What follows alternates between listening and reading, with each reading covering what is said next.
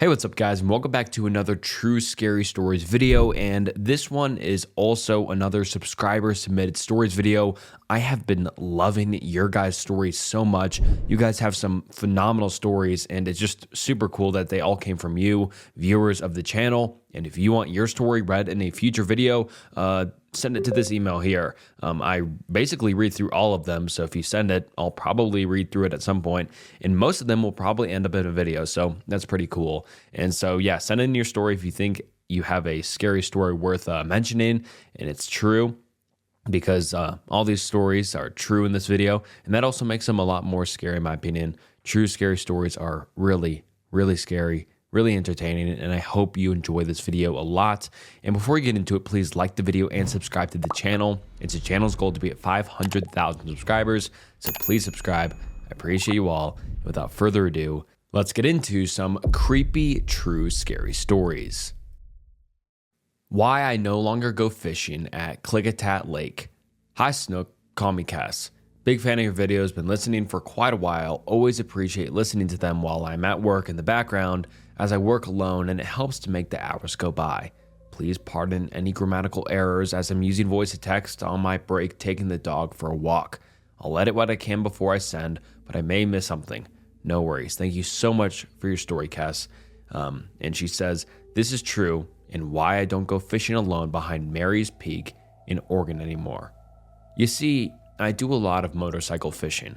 I will put my fishing rods on my bike and ride out to some location that I find on my GPS that looks promising, whether it be a little mountain lake or a pond, or rivers, tributaries that lead out through the Pacific Ocean. During the spring and fall, it's what I do a lot, so I know these grounds really well. Pretty much everywhere from Siletz down to Eugene. If you cut a square straight down from I-5 and over the Pacific Ocean, that's my stomping ground. So I'm pretty well used to hearing everything in the woods from cougars, bobcats, foxes, grouse, and their thumping elk calls, mule deer, you get the idea. I used to go out to a place called Klickitat Lake, just outside of Philomath. If you're looking at the GPS map, it is the southeast of Mary's Peak proper, kind of near Road 510. That property is managed by local lumber companies, and you're allowed to go back and explore it during the weekends or before or after logging hours. Klickitat Lake is the headwaters for the North Fork of the Elsie River, and at one point heard a lot of native brook trout that were fun to go fishing for. A lot of the times I wouldn't see anyone else. I would be 15 to 20 miles back in the forest roads, following the stream, dropping down, throwing a fly in a pool, and moving on up. One day, it was the evening, around 7 p.m. in the fall, so just when the light starts getting kind of sketchy, and I started getting pinpricks on the back of my neck.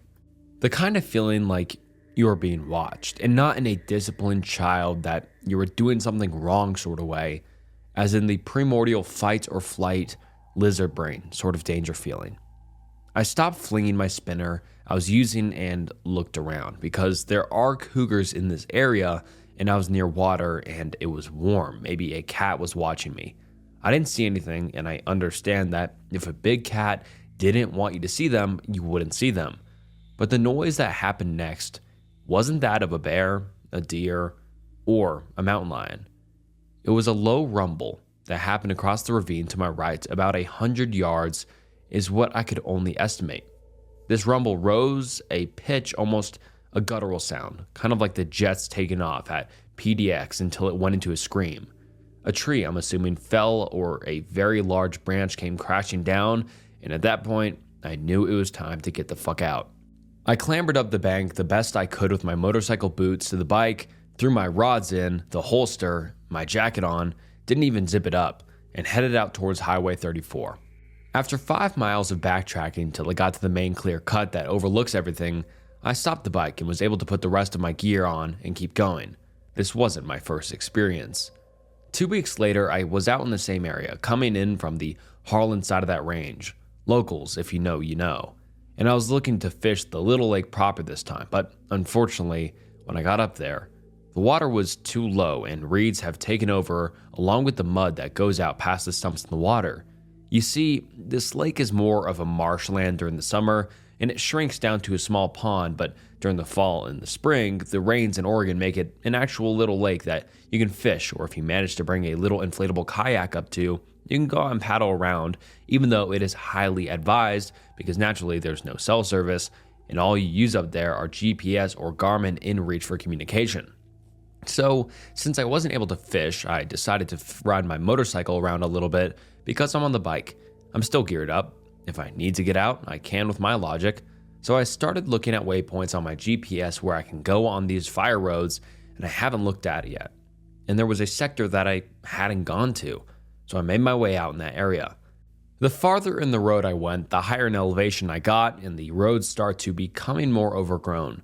Eventually, I got to a point where I was at the highest point that I could really go easily, and my bike stalled out. I figured it'd be a good enough time as any to take a break. I was sweaty, tired, and it was about 6 p.m. Getting off the bike, I decided to walk off the road to go relieve myself, and I noticed something. Again, I felt like I was being watched, just like I had been the time prior, but this time the onset was a lot faster. I felt like I was in an area that I shouldn't be. Just as soon as I had put it away, the low rumble started, and I heard this through my earplugs and through my helmet, and it happened quicker, and it was a roar going into a scream, and then there was another, and another happened. I looked up and turned around as the noise came from the opposite side to me, across the road with my bike between. And there was a deer up in the tree about 40 feet. And this wasn't no small deer. This was a full buck. My wager probably about 180 to 220 pounds. I know cats can pull things up in trees, but they can't do that, not around here. Again, I jumped on the bike, started it up, and it hesitated and sputtered. It didn't want to start. I'd forgotten to get the fuel pump recall done on my Kawasaki. I've been putting it off, so I turned the bike around on the kickstand, the noise still happening, run and jump on it with the bike pointing downhill, pull the clutch in and let it out the bike, skids the rear tire. The noise becoming louder, almost seemed like it's following me with harmonizing resonance. The wheel unlocks and the bike kicks over, starts up, and I get the hell out. So you think that would be the end of it? Do you think that would be my final time up there after having this happen twice? Nope. I'm stupid or brave or bored. I came out again, but this time I have my long rifle strapped to the front crash bar in case I should need it. I need to know what the hell's going on. I follow my route back to the high point where the harmonizing roars came from and where I saw the deer in the tree. This was a week later. The deer was still there. Untouched. It didn't even look decayed. I noticed that there were broken limbs of large trees put around the main tree, what looked like it was a triangle, around the base of the tree where the deer was, and there weren't branches like you or I could break. These were 8 inches or above, and they weren't sewn. They were broken clean with sap still on them. That was enough, and at that point I never went back, but I do frequent one of the local tributaries on the Highway 20 side near Harlan for fishing still, and while I didn't have anything yell at me like that, I did have the eyes on me again, and this time I saw them. And when it saw me, it took off running. It wasn't bounding like the blacktail/mule deer we have around here, and it wasn't an elk because it was too tall. It wasn't a bear because bear don't stand 8 feet tall and glide like you'd see the actors on A River Runs Through It running down the rocks. All I know is something is out there. I'm not the only one that has seen it. And if you ever feel a predatory sense around you back in that area, leave the fish for it. Thank you for all you do. And I hope you enjoyed my account from 2 years to last year ago. And I did enjoy it a lot. That's definitely scary, and I really wonder what that is. And if you're ever out in the woods, in that kind of area, again, I hope you don't, because I don't want you getting killed by whatever is out there. But if you do end up, finding yourself out there and something else creepy happens, send in an update. And I'd love to read it and maybe include it in another video to make this kind of extended. But yeah, that's definitely creepy for sure. And luckily you got out unscathed. And do you know what's scarier than these stories? Not having some extra cash on hand. Finding extra cash for gaming, shopping, or even travel can just be tough. But what if I told you that there's an easy way to earn money just by playing games? That brings us to today's sponsor, FreeCash. Now, something you may ask is, what is FreeCash? Well, FreeCash is an online platform where you can make money simply by playing mobile games. It's completely free to sign up, and you earn by completing simple tasks and offers. With a 4.7-star rating on Trustpilot, it's a legit and trusted platform. Now, here's the FreeCash interface. You can see all the different games and offers available. I picked Dice Streams because, it looked fun, and I wanted to see how much I could earn from it. Before starting, make sure your app tracking is enabled so FreeCash can track your progress and reward you properly. And as you can see, I'm playing Dice Streams and I've already made $23 just by completing the offer. You can play in your spare time, whether you're watching TV, commuting, or just relaxing, or, watching a sick video. And I even made a small in-game purchase to speed up my progress, and FreeCash gave me cashback rewards for it, so, good deal. I'm withdrawing via PayPal, and there are other options like crypto, gift cards, and more, so there's more than enough options for you. Click the link in the description or scan the QR code on the screen right now, and you'll get a $5 bonus on your first offer, which is, free money. But keep in mind that depending on where you live, your interface might look a little bit different, but the functionality is the same. So don't miss out, sign up now, and start earning today. Thank you FreeCash for sponsoring the video. Everyone go check it out. And now, back into some more scary stories. Before I begin, I want to clarify that these are entries from my journal written during that time. Everything has been loosely translated into English, as I am not a native speaker. So I ask for your understanding regarding any grammatical errors or awkward phrasing. So much time has passed since these events occurred, and part of me wishes I could bury this memory and never think of it again. Unfortunately, it will forever be preserved within the pages of a small notebook I once carried with me everywhere.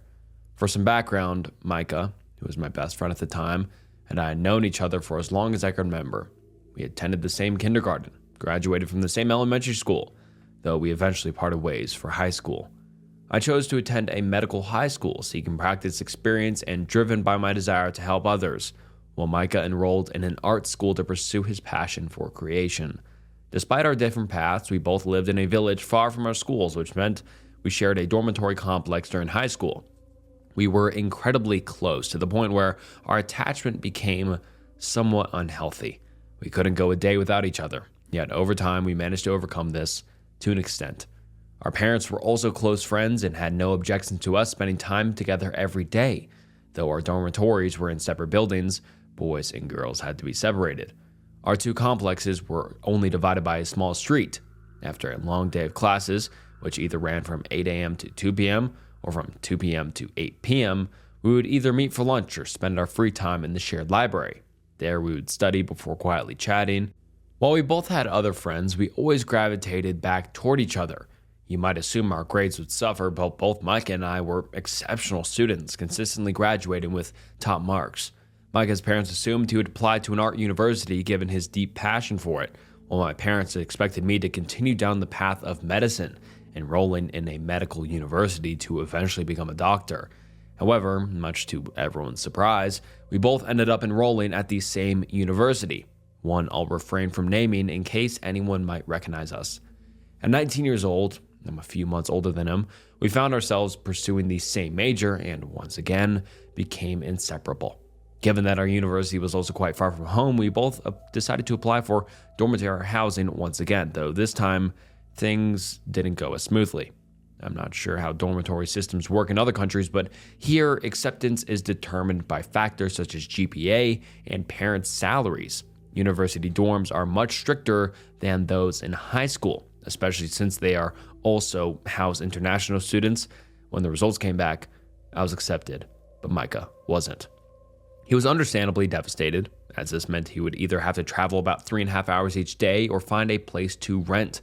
Given our past attachment, which, as I mentioned, was a bit unhealthy, I couldn't bear the thought of being apart from him, so I made the decision to turn down my dorm acceptance and suggested we find a place together.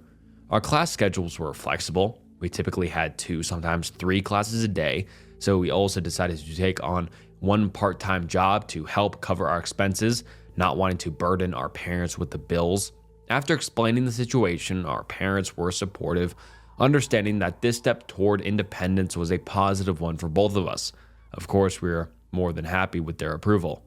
And that's where everything began. We spent the last week scouring the internet, searching for a place that was both affordable and reasonably close to the university. Eventually, we found something that seemed promising, a small apartment in a newly constructed building. Not one of those old, dilapidated buildings you often see in horror movies. From the pictures, it looked decent for the price. The only catch was that it had only one bedroom. However, we agreed that we could simply alternate who slept where rather than making a big deal out of it. I would sleep in the bedroom, and Micah would take on the sofa. On days when his shift left him exhausted, I'd switch and take the sofa instead. Our parents agreed to cover the first month's rent while we figured out what jobs to take. Despite our closeness, we remained respectful of each other's boundaries, at least for the time being, but that wouldn't last. Though not for the reasons you might expect. Anyway, moving on. Since I was socially anxious, Micah took the lead and called the owner of the apartment. We agreed on a date to meet, view the place in person, and finalize the deal. Everything went smoothly. The owner, an older man, showed us around the apartment, and we were satisfied with what we saw. It wasn't luxurious by any means, but it wasn't bad either. Just an average apartment, perfect for 2 students. Or so we thought. While Micah asked about the apartment's history, previous owners, and other details, I sat beside him, quietly scanning the space and growing increasingly eager to head home as I started to feel tired. The owner seemed troubled for a moment, almost as if Micah had asked something he shouldn't have. "A man lived here first," the landlord muttered, and I could have sworn his skin paled slightly. "For a few months anyway. After him, an elderly couple moved in, but they soon left to return to their hometown."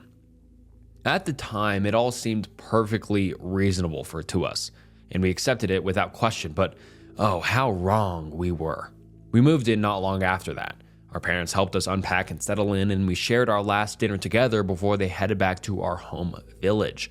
Our first night living alone went decently well. The TV in the living room wasn't old, but it wasn't exactly new either, so we ended up watching a movie late into the night on my laptop in bed.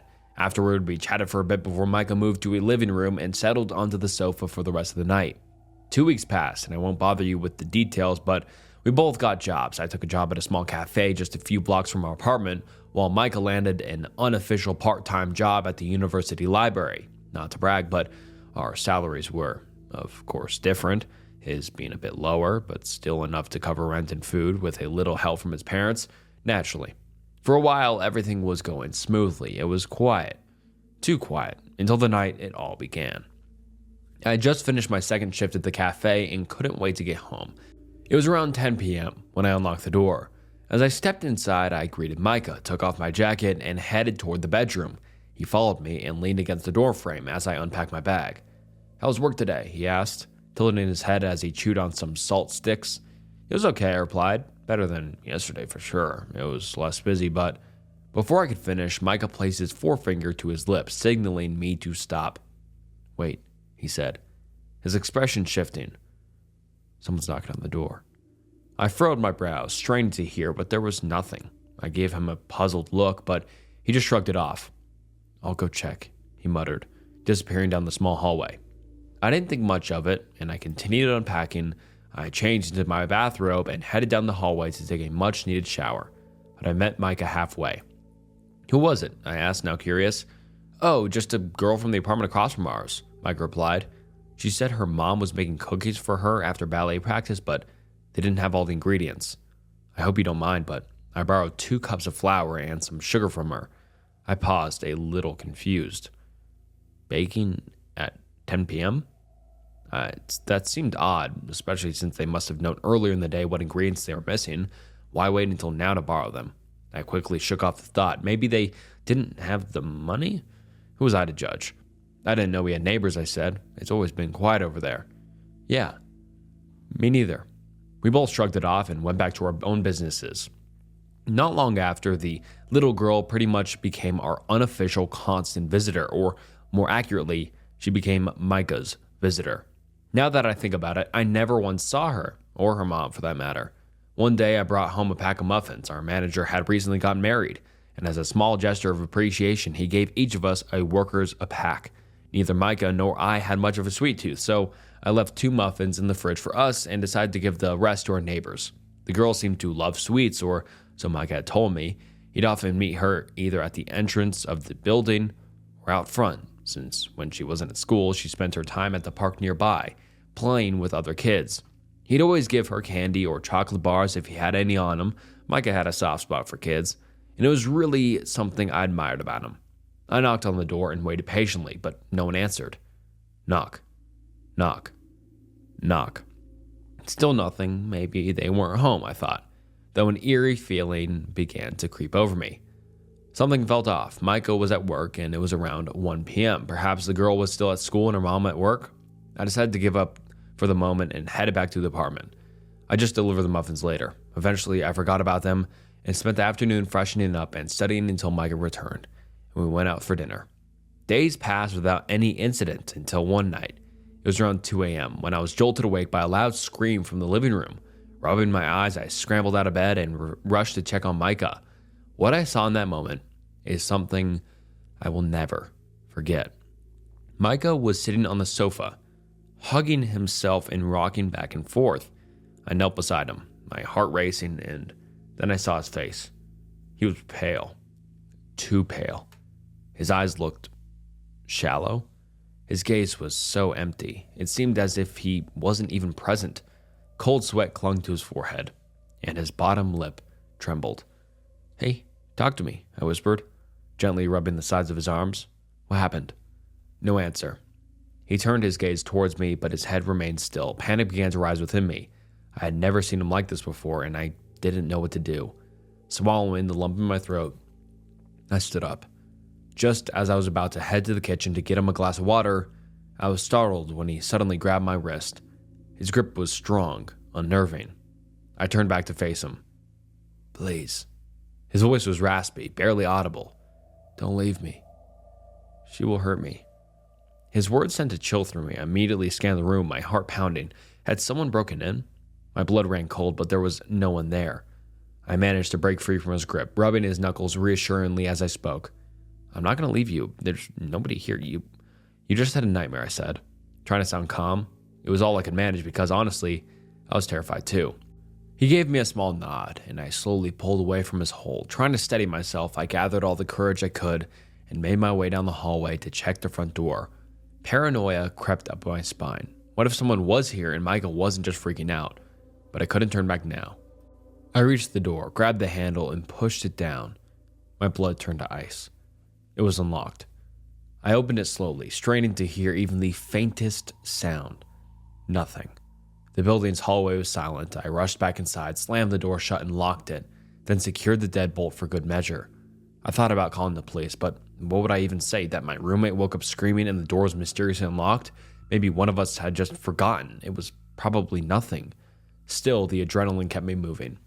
I checked every room in the apartment, careful not to let my nerves get the best of me. After confirming there was no one there, I returned to the living room. Micah was still sitting on the sofa, now hugging his knees, his gaze distant and unfocused. I sat beside him, wrapping my arm around his shoulder. I wasn't great at comforting people, but I cared about him deeply, and it hurt to see him like this. "How about we both sleep in the bedroom tonight? Would that make you feel safe?" I asked gently. He agreed, and I helped him stand before we both made our way to the bedroom. I let him settle between the bed sheets before climbing in myself. He curled up close to me, his body still trembling slightly. I wrapped my arms around him, pulling him in tighter, and began gently running my hand up and down his back in an attempt to soothe his nerves. It was the best I could do, as I wasn't the best at comforting people. Soon enough, I heard his soft snoring, a sign he had finally drifted off to sleep. A few moments later, I followed him into slumber. Safe to say that was the last night he slept on the sofa, as his nightly terrors had only just begun. Micah started waking up in the middle of the night, either screaming or breathing frantically. He would repeat the same words over and over. "Please don't hurt me. What do you want from me? She's going to hurt me." Every time I would be shaken awake, rushing to ask him what was wrong, begging him to talk to me, to tell me what was going on. But he would always refuse. He became even clingier, and while it was overwhelming at times, I didn't mind. He was the person I cared about the most, my ride or die, and I would do anything for him. Every night I reassured him that nobody was there, nobody was out to get him, but his paranoia only intensified, and it would take a while before he calmed down and finally drifted back to sleep in my arms. During the day, I hated to admit it, but but he became a shadow of himself. He was quieter, stopped going to classes, and even got fired from his job. He spent most of his time locked in her bedroom, scribbling in a sketchbook he refused to show me. I chalked it up to his coping with whatever was happening, and I didn't want to invade his privacy. I started picking up double shifts whenever I could to support us, trying not to burden our parents further, but I was burning out too. I guess he noticed because one day, he sat down with me and decided to tell me everything. Micah snuggled up close to me again, like a helpless child, and I couldn't help but wish I could take his pain from him. I couldn't stand seeing him like this. I wanted my sweet, joyful Micah back. He took my hands in his, running his thumb over my knuckles before finally speaking up. He trailed off, his voice strained. I don't even know where to begin. I think I'm actually going crazy. And I'm so sorry for burdening you with all of this. I know it probably seems like I'm being a selfish jerk, but I swear it's not like that. I'm not going to judge you, I reassured him, my voice soft. I want to help you, Micah. I care about you, and I hate seeing you like this, but I can't do anything unless you talk to me. He lifted his gaze to meet mine, and I could see the internal struggle in his eyes. His lips trembled as he wet them, then he began speaking, his voice barely a whisper. I can't remember the last time I slept normally. Every night after I close my eyes, I see her, a woman, tall. He paused, his voice growing raspier with each word. Her skin is sickly pale, her face long with a grayish complexion. Instead of eyes, she has 2 black holes, and her cracked lips are always covered in bright red lipstick. She appears right in front of me, her slender, cracked fingers reaching out toward me. Unimaginable sounds come from her mouth. It's hard to tell if they're screams or just screeching noises. Her jaw unhinges, her limbs dislocate. Then she drops to the floor, crawling towards me. Her head upside down, I can hear every crack of her bones as she moves. I crumple, screaming for her to get away, but she just tilts her head and keeps coming. And every single night, it's the same dream, over and over on repeat. I was speechless. His words shook me, but I hate myself for how I brushed it off back then. My logic at the time was that it was just stress, everything piling on him, university, living alone with me. Maybe the change was too much. Perhaps his mind wasn't strong enough to handle it all. Micah stood up, reaching for the nightstand drawer, where he pulled out a sketchbook. Handing it to me, he looked up at me, his eyes silently urging me to open it. I nodded and began flipping through the pages.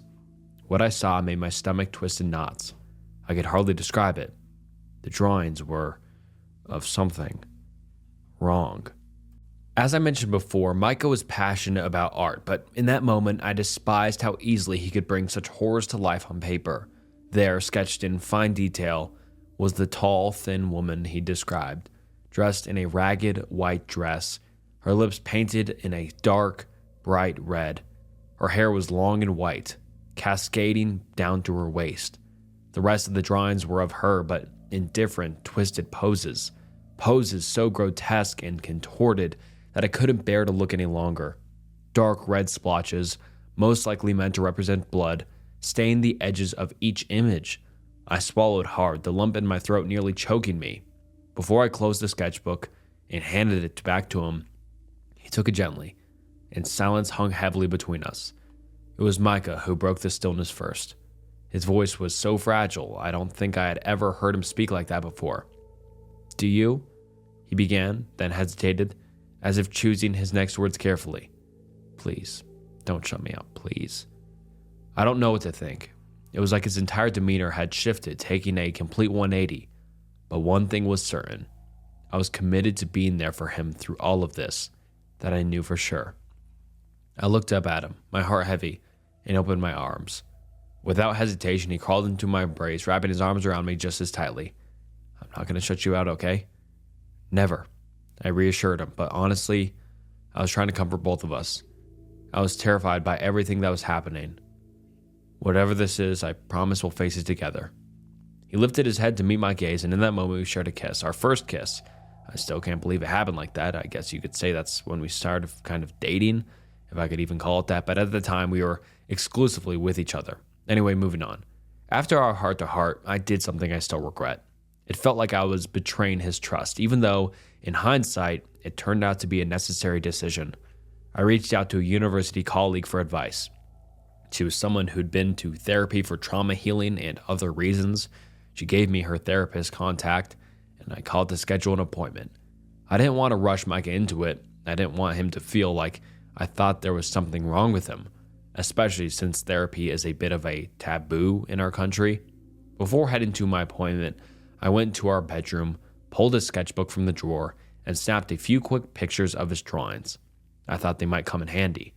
At the appointment, I explained the situation, and I explained everything as well. From our attachment to each other, to moving away to his big city alone, having jobs, university, everything. The therapist wasn't very helpful, obviously, since I wasn't the one who needed help. But my boyfriend, he did, however, offer good advice on how to calm him down. And he also told me to try my best to convince him to come to therapy. I promised to try, but I didn't know if I could succeed. Almost every day, I would bring up therapy in our conversations, and every time, Micah would shut me off, saying he didn't need it. He would reassure me that his haunting experiences would eventually stop and that he'd be fine. Newsflash, it did not happen. It was a circulus vitosus. We went with our usual routine until one day, I drew the line.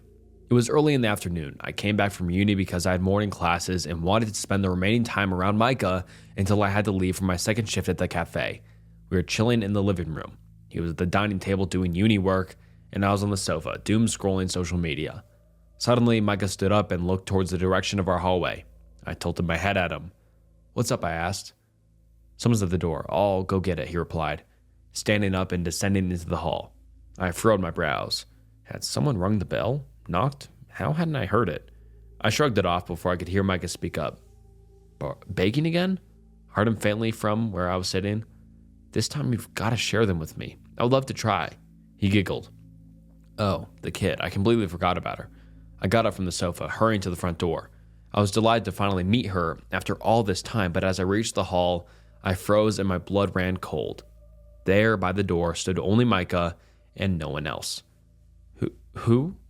My voice broke as I took a step closer to them. "Who are you talking to?" Micah turned towards me, confused, evident on his face. He tilted his head slightly. "What do you mean? I'm speaking to our little neighbor here," he responded, then glanced at an empty space before him, offering a smile. "Micah, there's no one at the door," I said quietly, my voice faltering. The tension in my throat was palpable, and my eyes stung as I tried to comprehend what was happening. I watched him, fully convinced he was speaking to someone, my hands trembling with anxiety. I couldn't keep this bottled up anymore. "You're talking to yourself, Micah. Have you been talking to yourself all this time? Imagining all of this?" I grabbed my forehead as tears began to flow uncontrollably. It all makes sense now. Why I've never seen her. Why nobody answered when I knocked on the door of the neighboring apartment. Oh God. It all makes sense. I collapsed onto the floor. Overwhelmed with exhaustion, I sobbed uncontrollably, furiously wiping the tears from my cheeks. Micah rushed to my side, pulling me into his arms, trying to console me. He spoke, but all I could hear were my own sobs and broken words as I clung to him, fists tightly gripping the fabric of his hoodie. "Please, Micah, you need help. I love you, but I need the person I used to know. I can't handle this anymore," I pleaded, my voice trembling. "Please." The look he gave me in that moment is one I'll never forget. It was filled with such love and empathy, as if his eyes were silently saying, "I'll get help, just for you." He kissed my forehead and held me there in the middle of the hallway for what felt like hours until my sobs subsided. True to his words, Micah sought therapy after that day. A month of regular appointments led to a referral to a psychiatrist where he received a diagnosis of psychosis. Although I won't delve into the specifics, he was prescribed antipsychotics. However, there's one part of this experience that still sent a chill through me whenever I recall it. It's something I will carry with me always, and though some may judge me for this, I'm determined never to put Micah in that position again. After a month on his medication, Micah's episodes persisted, though they were less frequent. Another month passed, and we marked the completion of our first year. It was time to head home for the summer break. We were both 20 now. Though my birthday had come first, Micah's would follow shortly. Michael went to pick up takeout for lunch, as we would be taking the train for a few hours. Meanwhile, I felt uneasy about leaving the apartment without giving it one last cleaning. I scrubbed every surface top to bottom. After clearing out our closet, I decided to disinfect it as well. As I wiped down the walls, I noticed something odd, a small lever near the bottom of the closet. It seemed strange. Had it always been there? The lever was so small, it was easy to overlook. Our closet was slightly raised off the ground, leaving a small gap between the floor and the base of the closet. Curiosity getting the best of me, I knelt down and hooked my finger into the tiny lever. At first, it didn't move, so I used both hands, pulling as hard as I could. With a sudden motion, the compartment opened, and I lost my balance, falling onto my backside. "Damn it," I muttered under my breath. Irritated, I stood up and, undeterred, went closer to investigate. Inside, there was a box, covered in dust and grime.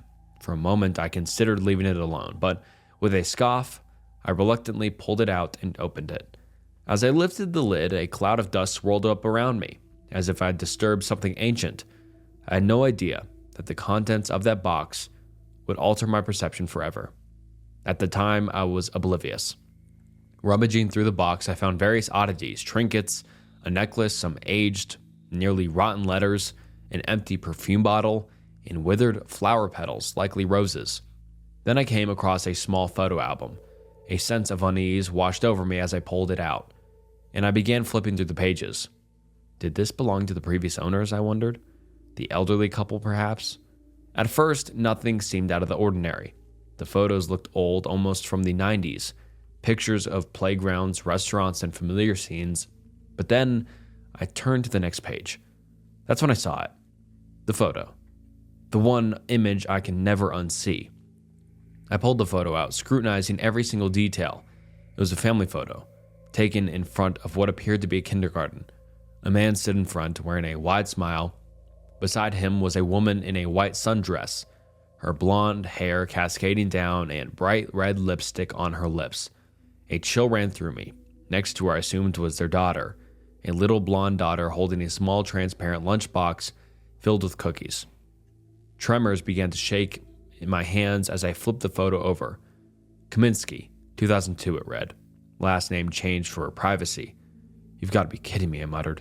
The words barely leaving my mouth as a wave of disbelief washed over me. My blood ran cold and tears threatened to spill from my eyes. I couldn't even begin to describe what I was feeling. Was it terror or was it sadness for Micah?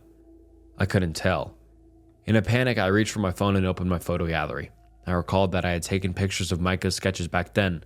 My breathing grew erratic as I zoomed in on the twisted drawings, holding the family photo in my other hand. The woman from the photo. She was the same. I couldn't believe it. Was I losing my mind too? A sob escaped my lips, and in a flurry of panic, I shoved everything back into the box, placing it exactly as it had been before. My heart pounded in my chest as I rushed to the bathroom, small sobs slipping out from me, my vision clouding with tears. I didn't even realize I was spiraling into a panic attack, or if that's what it even was. I just knew everything hurt. After splashing cold water on my face, I collapsed on the edge of the bathtub. Clutching my chest, it felt like I couldn't breathe, like something was suffocating me. I had no idea how much time had passed before Micah returned with our takeout. When he walked into the bathroom and saw me sitting there, his face immediately softened with concern. I could see the worry flashing across his expression, his steps quickening as he approached me. "Love, what's wrong?" Micah crouched in front of me, gently placing his hands on my knees. I hesitated, swallowing hard. I struggled to find the words. I couldn't tell him the truth. I was feeling nauseous for some reason, but I think I'm okay now. Micah narrowed his eyes, pursing his lips as he studied me. There was a brief silence before he spoke again. "Are you pregnant?" I yelped in surprise, immediately facepalming with as much force as I could muster. "Please don't joke about that right now, or I'll actually throw up on you." "You're so dramatic," he chuckled, helping me to his feet. "I was just asking." With that, we finally left the apartment for good, but I didn't leave it at that. Curiosity and dread were eating me from the inside. Our summer holiday was peaceful, but I decided to tickle the devil and Googled the info from the back of that photo. Nothing came up besides the people on Facebook with Kaminsky last names and also same people born in 2002. That did not satisfy me, so I decided to dig further. I Googled the same thing again, but this time with the name of the block our apartment was. And bingo, I found what I was looking for. Looking back at it, I wish I could strangle the landlord for keeping such information from us, so let me tell you instead. In that apartment lived Kaminsky family with their little daughter. The man, the husband, was severely ill. The article stated that he was a psychopath, but there was no official diagnosis. He murdered his wife in her sleep and disposed of her body by setting her flesh on fire piece by piece. Then a week later, he also murdered his daughter by waterboarding her, but was caught by the neighbors who heard screaming and called the police. Unfortunately, the kid was already dead. I felt a wave of nausea rise in my throat. Everything made sense, and at the same time, nothing did. I couldn't fathom the fact that Micah had been seeing them, both of them. Why? Did this mean he never truly experienced psychosis? I was overwhelmed with confusion, unsure of what to think, so I closed my laptop and made a conscious decision to never revisit this topic again. A few years have passed since then. We're both 23 now. A lot has changed. The good news, amidst all the darkness, is that Micah has steadily improved over time. We moved to a new place and never returned to the apartment. I insisted on it, and when he asked me why, I did my best to convince him that we could afford something either cheaper or more conveniently located. Micah also stopped his medication within a few months. His psychiatrist noted that his symptoms had decreased significantly and that he was doing much better than he had 3 years ago. Still, he attended periodic appointments, which he did willingly. Micah also shared that his nightmares had ceased, something he couldn't have been happier about. He told me that I had been his anchor throughout it all, that he felt safest in my arms. Yes, it's a bit sappy, but it's the truth. None of our friends or family know the full reason behind his therapy or diagnosis. He asked me to keep it private. I'm not sure what he told his family, but they've been nothing but supportive, and for that, I'm truly grateful. We're still together, and I don't plan on letting him go. I'm fairly certain he feels the same way, but what will haunt me forever is that the truth of everything lies within pages of my old journal, where I wrote everything down. The ink, now faded, holds the secrets I can't escape. Secrets that seem to shift and change with every passing day. As I read the words I once wrote, I realize they're no longer mine. They twist and writhe on the pages like something alive, waiting for me to read them again and again. It's as if whatever I wrote is trying to claw its way back into the world, and it's my fault. But I intend to keep it buried, right where they are, forever. Anon.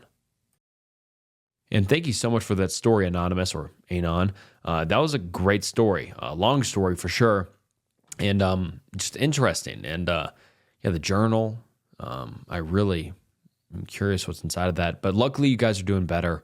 I'm super happy about that. Hopefully, you guys continue to be better, and your boyfriend doesn't have any sort of other, symptoms of seeing a ghost or whatever that is, or psychosis or something like that. I'm very glad you guys are doing better now. A scary story for sure, but I'm glad that that's a kind of a rare happy ending when it comes to these true stories, because a lot of you guys have very sad endings when it comes to these, but that was a kind of rare happy ending, which was great to see. And that was a long one. Let me know what you thought about that one down below, and into the next one. What's up, Snook? Longtime lurker here. I'm enjoying these videos, so I figured I'd throw my hat in. Also, apologies for any formatting issues. My dumbass computer broke, so I'm on mobile currently. And thank you so much for throwing your hat in, as you said, and submitting this story. And no worries about the formatting. It'll be totally fine. And then she goes on to say, for starters, you can call me Isa. I'm 18 years old and live in bumfuck nowhere, Midwest America. This happened just last week, and I'm still shaken.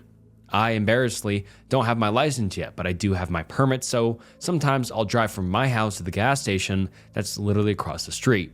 You got down my road and across the highway, and it's right there. But today, I was bored. My mom wasn't home, so she wouldn't know where I was, and I left my phone in the living room, so my Life 360 said I was just there. Now, I drive a 1994 Mazda Miata MX-5, and he's my pride and joy.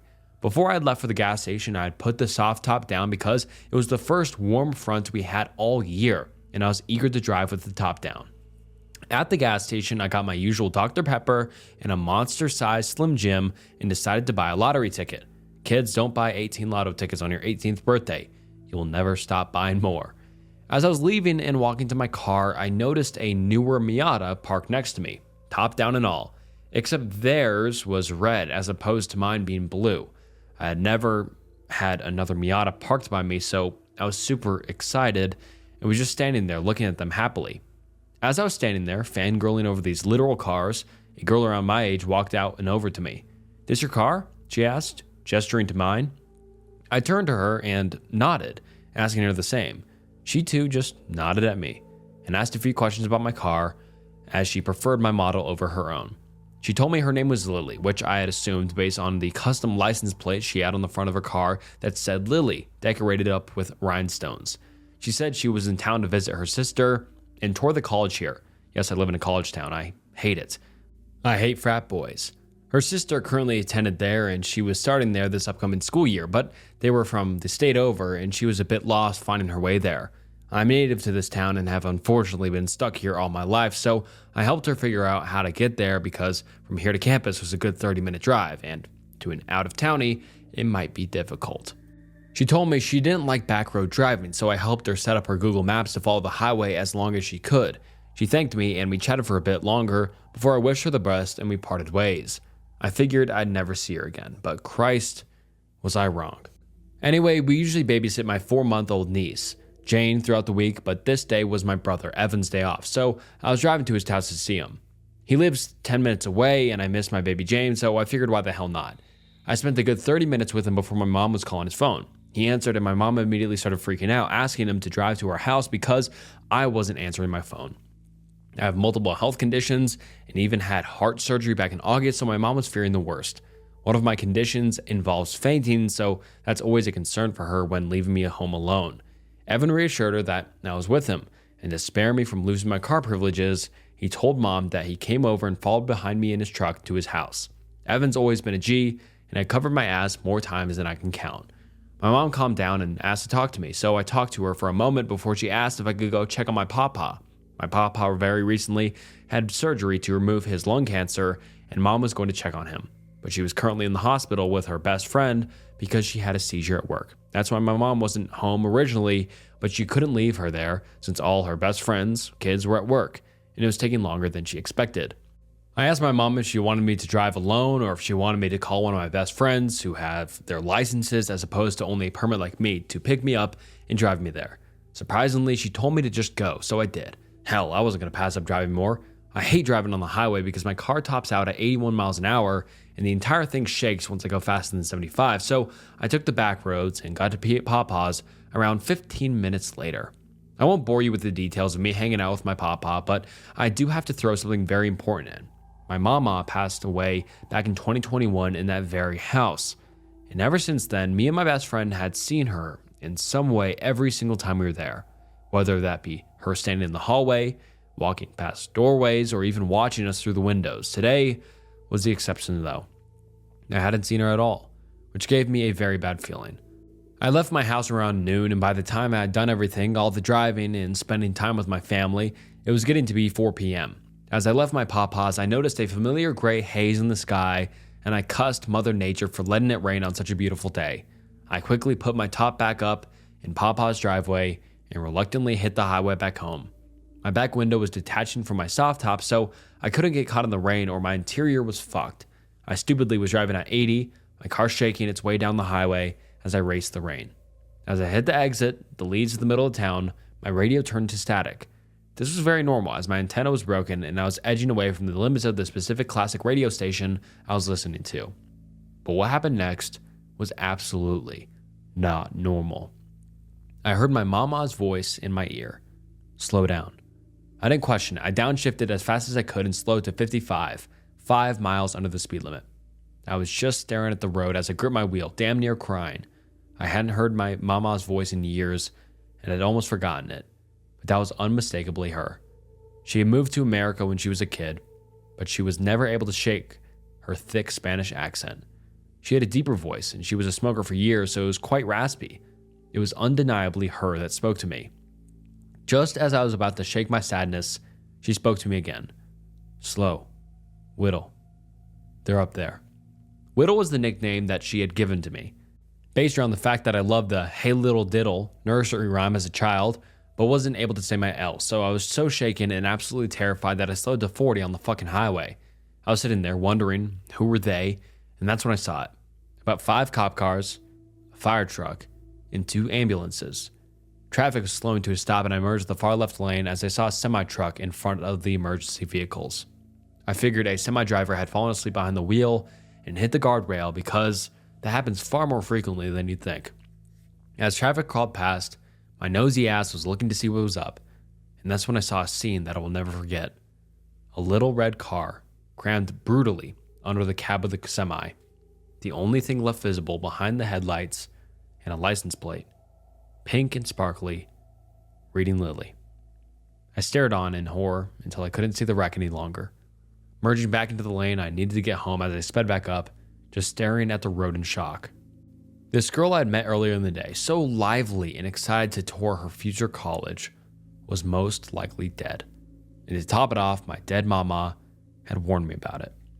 I pulled onto my road and into my driveway, silently putting my cover over my car and going inside. Crashing down on my couch as I stared blankly at the TV, that's when I noticed something extra odd. Out of the corner of my eye, I could see a warm light coming from our dining room. Assuming either me or my mom had forgotten to turn the ceiling light off before we left, I got up and walked over to switch it off, but it wasn't on. I looked into the corner and quickly found the source of the light. Year-round, we had a Christmas tree set up and decorated. It was my mama's. Christmas was her favorite holiday, and she had numerous trees, so when we passed, my mama had distributed them against the children and grandchildren. The tree was turned on, and its amber lights were shining through the branches, illuminating that little corner. I couldn't hold it anymore and broke down crying in front of the tree. We never had that tree plugged in, and we certainly never had it on. I believe that day my mama came with me on my drive to protect me and let me know she was watching over me once I got home by lighting up her tree. I learned a few days later that Lily had in fact passed from the wreck, and the semi-driver was hospitalized as he had a non-disclosed medical emergency behind the wheel. I will never forget Lily or the image of her car buried under the semi, or the way my mama spoke to me from the afterlife that day. I pray that semi-driver recovers well from his incident, and that mama will come back to save me again, if I ever end up needing it. True UFO story. Hi Snook, thank you for your videos. No offense, but I don't watch your true story videos because I believe them, but because I find the stories entertaining. I'm not the biggest believer in the paranormal. I'm typically the first person to doubt the legitimacy of a paranormal story by coming up with a logical explanation. This story has no logical explanation. And no worries if you don't believe they're true. I put them out believing they're true. I mean, I have good faith in my subscribers and people. But yeah, no worries. I take zero offense to that. But I'm interested in your UFO story.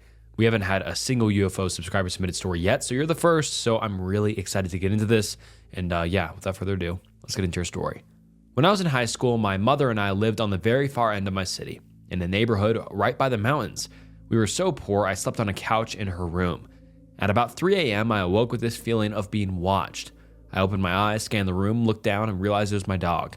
He was sitting in front of the couch watching me, which was weird because he never did that kind of thing. He must have woken my mom up because as soon as I looked at him, I heard her say he needs to pee. I took him upstairs from the room we rented out in the basement. I put a leash on him and walked out to our porch. I know it's disgusting to let your dogs piss on your house, but I was 17 and tired. Sorry. As he was sniffing around looking for a spot to pee, I noticed a strange black shape. For reference, look up a picture of a cushion speaker pillow with a red underglow floating across the street, above the neighbor's house directly parallel to us. On a night with normal weather, I probably wouldn't even have been able to tell it apart from the night sky, but the weather wasn't normal. It had been storming. I can still remember it so clearly years later. This strange object, contrasting the light-polluted storm clouds with the mountains as a scenic backdrop. Anyways, right as I started staring at it, it began coming towards our house. It was almost like it could feel me perceiving it.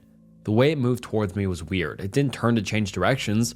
The tip of the UFO was parallel with the row of the house. Instead, the side/body just started moving towards me.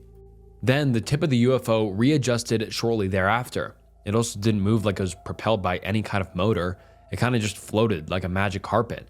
As the UFO got closer and closer, it got lower and lower. to the point that the red underglow was reflecting off of our concrete driveway. At this point, I said fuck that and went inside. I went to sleep immediately and forgot about it for the most part.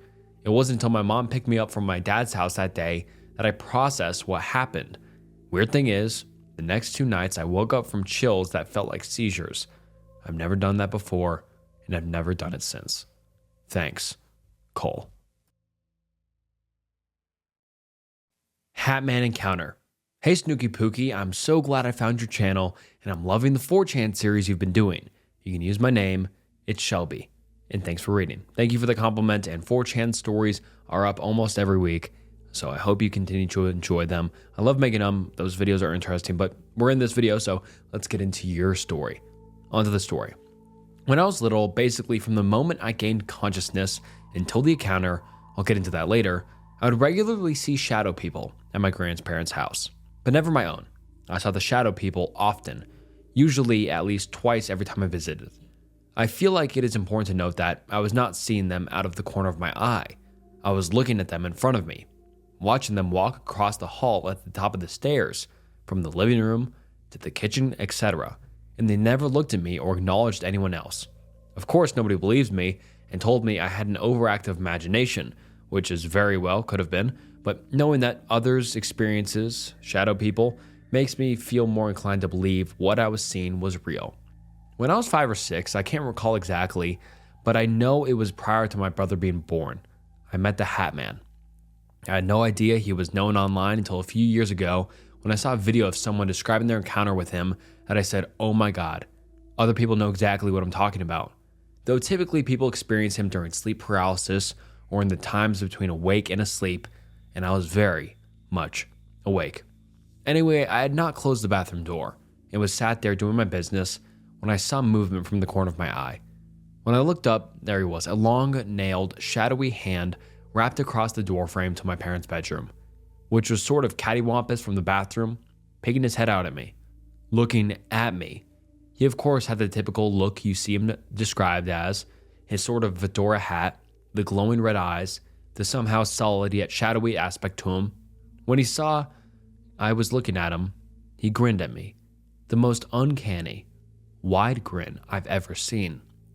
And every one of his teeth were sharp, and in contrast to his shadowy body, they were bright white. I screamed at the top of my lungs, and I swear his grin grew as he slid back into my parents' room just as my dad rounded the corner to come up the stairs. I told my parents what I'd seen, and while they know something happened and have never heard me scream in such terror, they still don't believe me I saw anything. After that, I never saw shadow people again. I think I willed myself to stop seeing them because of how frightened I was. However, sometimes I wish I could still see them, but I never want to see the Hatman again. And alright, on to the final story of this video. Hi Snook, I recently started watching your videos and noticed that you had a spot for fan submissions. Your content is really interesting and I wanted to share a story with you. Figured it fits right in with some of your formats. I'm not a writer, so I apologize for the mistakes, but I hope that my story is interesting anyways. When I was in first grade, so about 7, my family moved across town to this tiny blue house. We were a group of 6 people, excited to upgrade to a 3-bedroom. My siblings and I had been fighting about who would get their own room for weeks, but the moment my parents stepped into the basement, they could tell something was off. It was a small, half-finished basement with just a bedroom and the laundry machine. My dad says he stepped into the room and just felt super uncomfortable, like he was intruding a private space almost. He pulled my mom to the side and they both agreed. No one was getting their own room. While they didn't explain it to us, we kind of understood. I don't know if I just watched too many horror movies growing up, but I never went down those stairs. Not even once. I was absolutely terrified at the idea. A few months later, we were all settled in. While the kids were mostly confined to the house, neighbor's dog was notorious for biting, it wasn't really a huge deal. There were certainly a handful of interesting occurrences, something I chalked up to having an imaginative mind. For example, my siblings and I would hear our leapfrog game playing in the other room, but find it turned off and tucked away while investigating. I also remember being terrified of the closet in our shared room, but again, kids can really think up some crazy stuff. Now, here's where the story really starts. Something my parents had told me about years after, and I have no memory of. Apparently, very late one evening, I had wandered into the kitchen for some water or something.